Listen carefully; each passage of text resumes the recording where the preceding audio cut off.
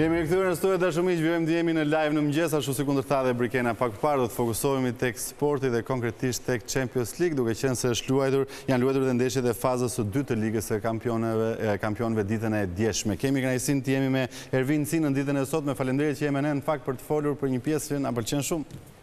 Shumë kënaqësi që rikthehem. Vini, cilat ishin, le të themi, takimet e para që bën më shumë përshtypje? Ishte kjo humbja e Liverpoolit ndër më surprizueset?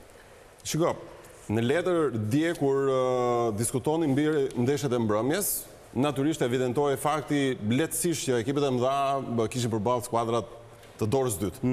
Dhe realisht në letër kështu ishte, sepse edhe Liverpooli përballë Galatasarayt konsiderohej një skuadër super favorite për të vërtetës, për shkak të staturës, për shkak të organikës shumë pasur që ka, për shkak të faktit që është një ekip që konsiderohet pretendenti kryesor për të fituar UEFA Champions League. Mirë, po Champions është një skenë e madhe futbollit dhe natyrisht kur ti mendon që je super favorit, aty mund të kesh pengesën kryesore dhe ndodhi kështu. Edhe në Turqi, një Galatasaray ka bërë shumë investime për të vërtetës.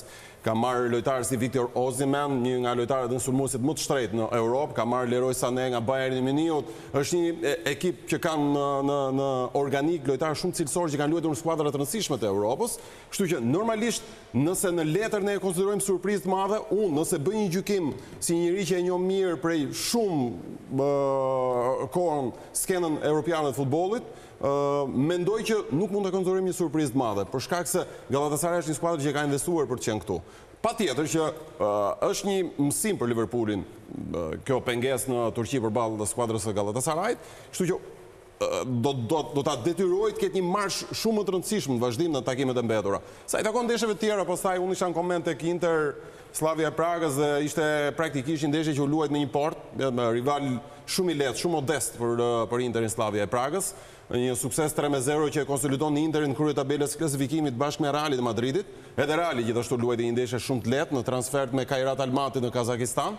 Një sukses 5-0 që nuk tregoi asgjë praktikisht, sepse Kairat Almaty është një skuadër shumë modeste, madje aq modeste është sa që praktikisht i gjithë qyteti ishte dyndur në rrugë për të kërkuar një bilet për të qenë në stadium. Ai është një stadium shumë i madh, por fakti që atje shkonte Reali, rekordmeni i Europës, ishte gati një fest kombëtare. Ata mund të ngushëllohen me faktin që kanë luajtur me Realin, përveç se janë për herë të parë në Champions. Pjesa tjetër pastaj nuk është se përbën ndonjë lajm, Bayern Muniut për shembull fitoi lehtë në transfer ndaj Pafos, një tjetër ekip debutues, skuadra qipriote në Champions, kështu që le ta quajmë një mbrëmje e lehtë për skuadrat pretendente me përjashtim të Liverpoolit. Ndryshe nga mbrëmja e sotme, në fakt ku do të ketë ndeshje apo edhe finalet parakoshme, nëse referohemi Villarrealit me Juventusin dhe Parisit me Barcelona. Barcelona-Paris, pa diskutim është një finale parakoshme. Domethënë është kulmi, është maja e mundshme që ne mund të pretendojmë nga UEFA Champions League.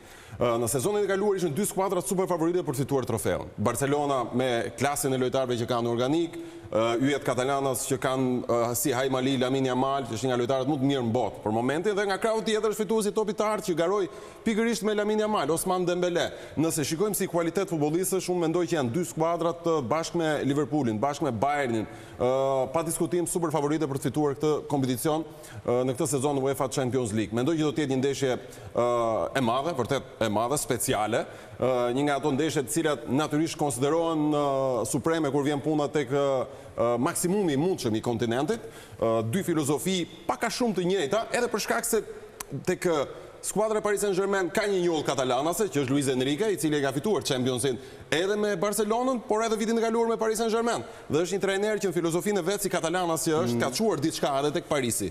Për shkak të filozofisë lojës, një lojë dinamike me shumë pasime, futbollistë që luajnë në zona të ngushta, aksione shumë dinamike nga krahët, pasime pas shpinë, është një futboll i cili i përgjigjet deri diku La Masias, tiki-takës katalanase. Kështu që unë parashikoj një ndeshje vërtet të kualitetit lartë sot në Barcelona Paris Saint-Germain. Po për Juventusin që t'i japim sa informacione tifozit Juventin. Patjetër që aty do a kanë potencial se duket një situatë pak e pastabilizuar. Aq më tepër që e kemi ne Villarreal Juventus e transmetojmë ne në Vision Plus. Që do t'jemi sbashku edhe me emisionin e zakonshëm tashmë me Vilma Masha dhe të ftuarit, por edhe bashkë do t'jemi në koment mbrëmje për dhënë emocione dhe një çifti që ne kemi përzgjedhur për shkak se ka shumë tifoz. Juventusi në Shqipëri, pa diskutim, sikurse e përmendi edhe Brikena, ka një gamë madhe tifozësh, sikurse është tradita e shqiptarëve që përveç Juventusit, Milanit, Interit, ka shumë tifozë edhe me Bayernin. Ne zgjodhëm Juventusin mbrëmjen e sotme edhe për shkak të një transferte delikate.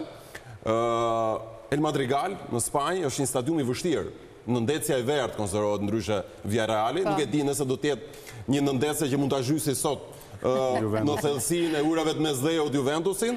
Kjo mbetet për të parë, por është një skuadër shumë interesante. Pavarësisht se është mundur në ndeshjen e parë nga Tottenhami në transfer, në javën e parë Championsit 1-0, është një ekip që në Champions ka bërë një super punë deri tani. 16 pikë, vendi i tretë me 3 pikë distancë nga skuadra e Barcelonës, kështu që unë parashikoj një ndeshje të vështirë për Juventusin që në këto javë të para, në fakt edhe të kampionatit italian dhe të Championsit është mësuar me rezultate piroteknike edhe me përmbysje, por besoj që do të jetë e vështirë sot, jo e lehtë. Fiton Juventusi sot?